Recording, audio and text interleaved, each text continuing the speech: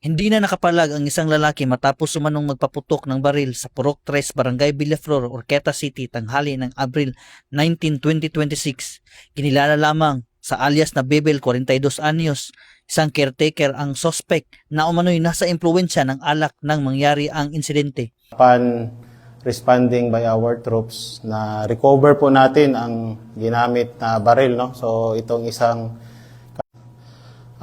empty shells yung ginamit niya sa pagpapaputok at mga bala sa same caliber of firearm, no? So agad-agad pong naaresto ng ating kapulisan.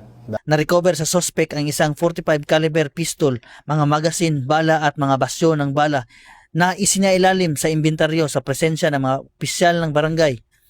Ayon sa investigasyon, mayroon ring nakabinbin na kaso ng attempted murder ang suspect sa bayan ng Aluran, Misamis Occidental. Meron siyang previous case na attempted murder, may binaril siya sa Aluran at nakuhanan din siya ng caliber 45. Kasalukuyang nasa kustodiya ng Oroqueta CPS ang suspect para sa kaukulang disposisyon at pagsasampa ng kaso sa ilalim ng Republic Act 11926. Nanawagan naman ang hepe ng Oroqueta CPS sa mga individual na may mga hindi lisensyadong baril na isurrender ang mga ito sa pulisya.